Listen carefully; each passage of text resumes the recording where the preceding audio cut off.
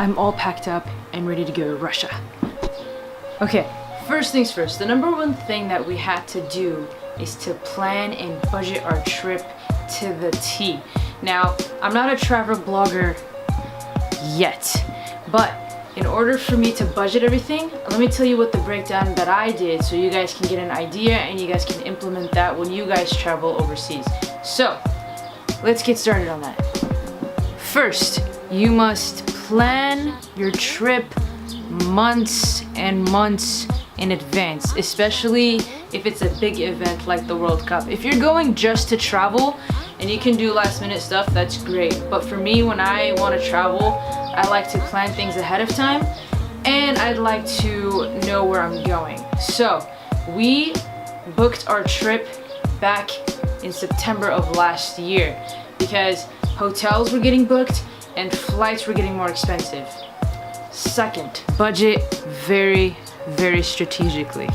Now, with this currency of the Russian money, it kind of gets confusing when you go to another country, especially when, let's say, like if you're going to Japan, like 5,600 yen equates to $56. So you have to learn how to budget very carefully and you have to know how to use the money and to look it up ahead of time. Third, packing, right? I'm bringing a bag. Now, some people might bring carry-ons, but for me, I like to get souvenirs in other countries as a reminder of what I did in Russia. So I like to bring a bag and a backpack. This is, oh, it's open.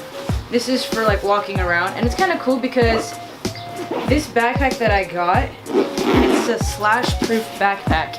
And instead of opening from the front, it opens from the back. That way, no one can come and steal your stuff, because while you're carrying it, it'll be on your back, so no one can open it. Yeah, I like to bring a bag and a backpack, souvenirs, and this is just the day-to-day stuff. Number 4, since I edit my videos, I like to bring all my electronics, but keep it as minimal as possible. So, for this trip, I'm not going to bring my big old camera, because for one thing, I don't know what the country's like, and this camera right here, it's very noticeable, okay? So, what I'm going to bring is my GoPro, my phone, and what you guys have seen before, my gimbal. These are the 3 things that I'm going to bring. Now, I wish I had a drone, but when I make enough money for that. And I'm just gonna keep it minimal. This drone is, not a drone, this isn't a drone. This is a 3-axis gimbal.